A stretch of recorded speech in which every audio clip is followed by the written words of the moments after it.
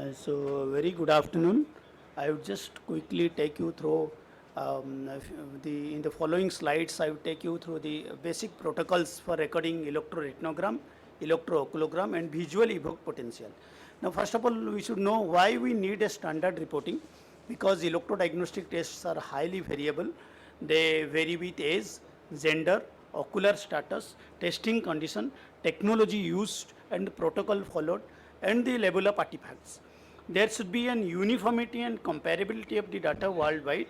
The consistency of the results within and between the test centers can be ensured only by following a common testing protocol. So, the full-field electroretinogram or simply electroretinogram setup looks like this. So, this is the Ganzfeld stimulator, which stimulates the entire visual, the entire retina. It's a electroretinogram is a pan-retinal response generated by stimulating the retina with lights of different intensity in different adapting conditions. So, these are the electrodes available.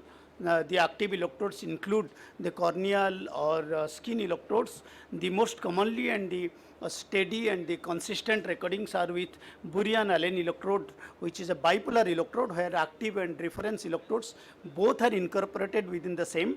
As we can see here, the pupils are fully dilated for the maximum area of retina to be stimulated. This is the stimulator, these are the electrodes, and usually it's a test, the interpreter or the technician's choice whether to start with scotopic or the photopic. So basically these tests are done during dark as well as light. The dark adaptation period for at least 20 minutes and a light period adaptation period of around 10 minutes. So we usually start with dark adaptation and followed by the recording in the dark phase, for then light adaptation and recording in the light phase. So this is the handheld device that can also do the electroretinogram recording, and especially useful.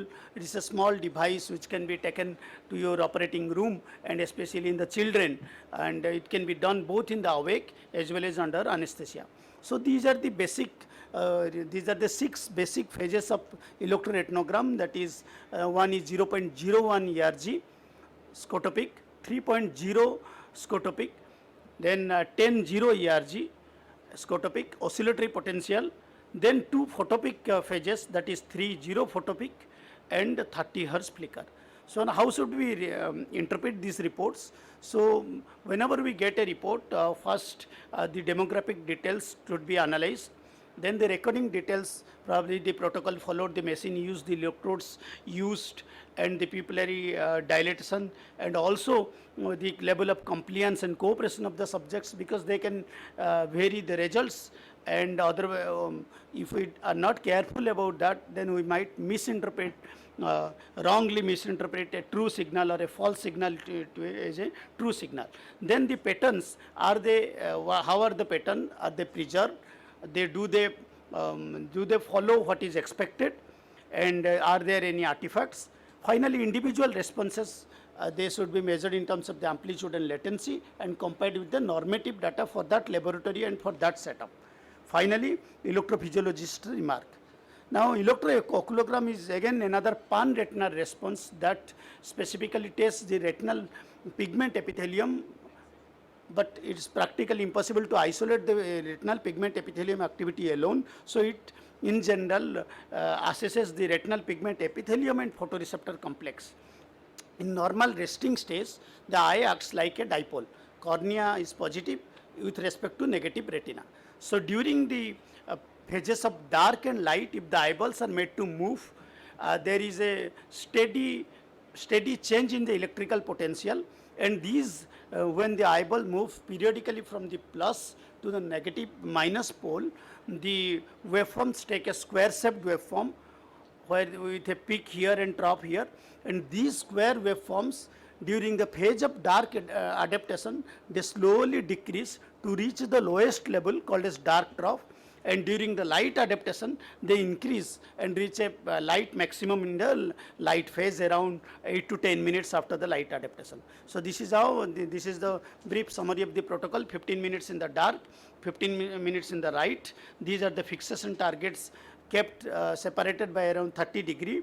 The subject with the skin electrodes periodically rotates the eyeballs between these two targets. So 15 minutes during the dark and 15 minutes during the light. And in every minute the movements happen for around 10 seconds. So another 50 to 45 seconds patient takes rest. So these the waveforms take the shape of this, like the square shape waveforms, and there is a monitor to track the eye and see the level of cooperation. The report looks like this. How should we read these reports? First, the demographic detail, the testing condition, testing parameter, protocol followed by the sockets. Do they conform to the square shaped pattern like a top and a bottom or not? Second, how do the waveforms look like? So this is a sinusoidal plot. Normally, when the peaks and troughs, the waveforms are connected to each other, they take the shape of this. And finally the light peak and the dark trough, light peak time and the Arden ratio.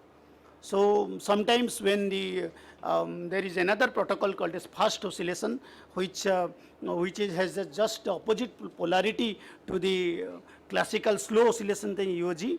Usually I use them in the children where the recording time is very brief. So I will take this. There are a few precautions. Sometimes the electrodes, when they touch each other, can falsely affect the recording. So as kissing electrode showing the wrongly low value. On correcting this, this comes again. So coming to the visually evoked potential, it's a response of the entire visual system to a plus or a pattern stimulus. So basically the recording protocol should include at least any one of these following, either a flash or a pattern stimulus. The pattern stimulus can be pattern onset or a pattern onset offset or a pattern reversal. In the pattern reversal, the checkerboards are different size, they alternate with time.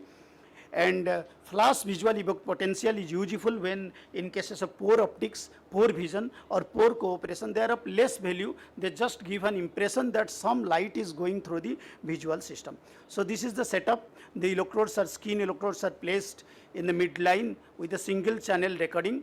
So with the 10-20 system, like the active electrode is placed over the occipital cortex, and the reference electrode is here. And this is the setup. They are connected to the amplifier, and this is the handheld device. The same thing can be recorded the handheld device. So visual evoked potential, these are the signals extracted from the ongoing electroencephalographic activity in the visual cortex. So we should be careful that some response doesn't mean that there is good health, the optic nerve or the visual pathway is healthy. For example, if you see here, the subject is not looking at the stimulus, but still there is some recording. So this recording is not reproducible and it is not what is expected. So this is a false recording. One should be careful, because the ERG in VEP, whatever we are collecting the visual, those responses evoked by the visual stimulus as well as electroencephalographic activity. So these are the various waveforms, like pattern VEP, the P100, which is the most constant one and is used frequently. The flash VEP, N1, P1 and N2, P2. The P2, N2, P2 are the most commonly looked for. Compared to the absolute values, it is the reproducibility and symmetricity between the eyes that count, that help a lot in seeing whether there is a response or not in flash VEP. The pattern onset offset is used mainly for the malingerers or those with nystagmus. They have a opposite polarity to that of pattern VEP. So finally, we can see case of, this is just a representative case, 19-year-old male with head injury, no light perception. There is some responses here, but actually they are not reproducible. They are not the way we expect. These are just noises, not actual responses. Similarly, another subject, 62-year-old male with right eye counting finger 1 meter distance, left eye 20/20. We can see that the waveforms are stunted as well as with increase in the latency in the right eye. So, thought up as the optic neuritis, the patient was about to go, but when we looked at the retina, we can see that the inner retinal layers are atrophied, and it was a case of actually central retinal occlusion, which is presenting with stunted visual evoked potential. So, these tests need to be taken along with other objective tests of macular function. So, I thank you all. I can take a few quick questions.